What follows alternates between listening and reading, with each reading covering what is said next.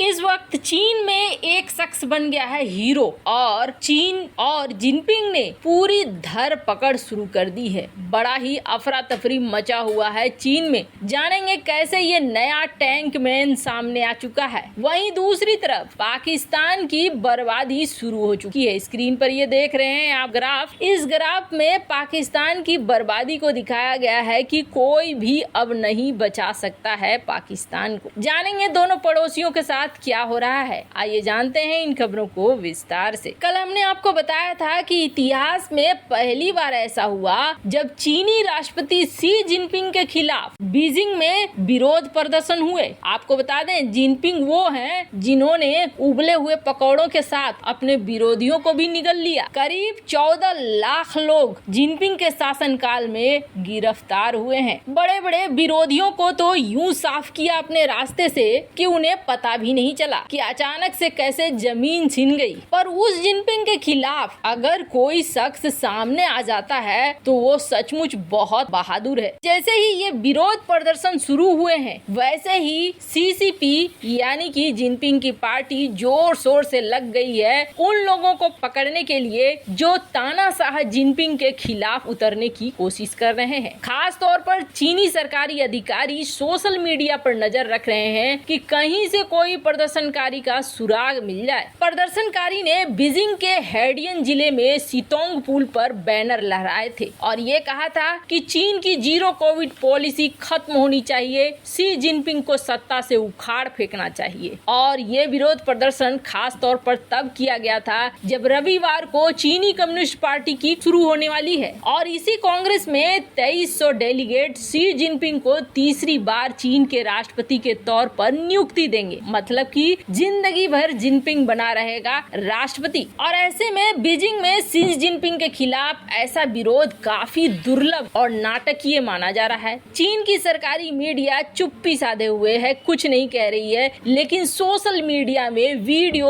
और photo share हो रहे हैं। जिन जिन वीडियो और फोटोज पर अधिकारियों की नजर पड़ रही है उन्हें तुरंत हटा लिया जा रहा है, लेकिन फिर भी इसकी कई कॉपियां निकल कर सामने आ रही हैं। अब जानने को ये बहुत मन कर रहा होगा कि आखिर कौन है वो शख्स जिसने इस पूरे प्रदर्शन को लीड किया और कौन है वो शख्स जो जिनपिंग के खिलाफ जाने को तैयार भी हो गया। कई जगह पे हालांकि इसका असर देखने को मिला। कई जगह पे दो पोस्टर्स लटकाए गए, कहीं सड़कों पर टायर जलाकर विरोध किया गया और जिनपिंग के खिलाफ लोगों की नारेबाजी भी सुनने को मिली। इन सब का सूत्रधार बताया जा रहा है एक व्यक्ति को और इस एक व्यक्ति ने पूरा आग लगा दिया है। ये एक व्यक्ति जो पीले रंग की टोपी और नारंगी रंग के कपड़े पहना था। वैसे तो इस शख्स को गिरफ्तार कर लिया गया है, लेकिन इस शख्स की प्रशंसा अब चीन में होने लगी है और इसे कहा जा रहा है टैंक मैन। ये वही टैंक मैन उपाधि दी जा रही है जो 1989 में तियानमेन स्क्वायर विरोध के सामने टैंकों के सामने खड़ा हो गया था। अब हुआ क्या है, कहा जा रहा है कि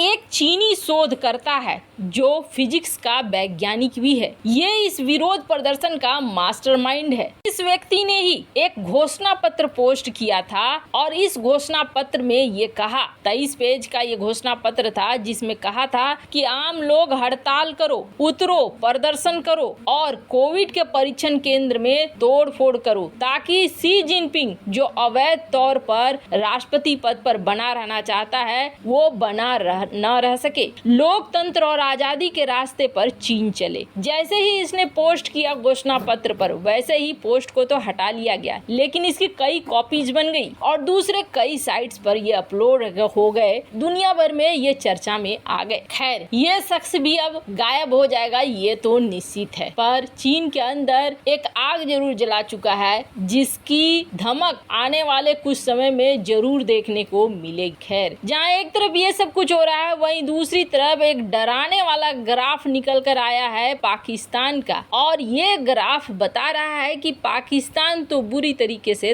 तबाह हो गया है। दरअसल पाकिस्तान दिवालिया हो रहा है, ये चीजें तो दिख रही है। एक के बाद एक पाकिस्तान का जो पिलर्स हैं वो टूटते जा रहे हैं। जैसे पहला पिलर आप देखो, पाकिस्तान का विदेशी मुद्रा भंडार पिछले 3 साल में अपने सबसे निचले स्तर पर पहुंच गया है। अभी कुछ दिनों तक ये मुद्रा भंडार अनुसार करीब 8 अरब डॉलर था, लेकिन ये घटकर हो गया है 7.59 अरब डॉलर। एक खतरे की घंटी पाकिस्तान के ऊपर तो बज ही रही। आर्थिक तंगी से जूझ रहा पाकिस्तान तंगहाली के ऐसे दलदल में फंसता जा रहा है। सेंट्रल बैंक के डेटा के अनुसार पाकिस्तान का विदेशी मुद्रा भंडार 303 मिलियन डॉलर से गिरकर 7.50 बिलियन डॉलर तक पहुंच गया है। जुलाई 2019 से लेकर अब तक पाकिस्तान का विदेशी मुद्रा भंडार सबसे निचले स्तर पर है। 30 सितंबर को पाकिस्तान का विदेशी मुद्रा भंडार था 7.89 अरब डॉलर, लेकिन एक सप्ताह 7 अक्टूबर तक घटकर हो गया 7.59 अरब डॉलर। पाकिस्तान का खजाना सिर्फ इतना बचा है 6 सप्ताह तक ही खरीद सकता है, आयात कर सकता है, इससे ज्यादा नहीं कर सकता है। और इसके ऊपर से सबसे बड़ी बात यह है कि कर्ज में डूबा हुआ है पाकिस्तान और डिफॉल्टर होने से बचने के लिए अंतर्राष्ट्रीय स्तर पर मदद मांग रहा है। लेकिन बाढ़ की वजह से पाकिस्तान की डूबती हुई अर्थव्यवस्था को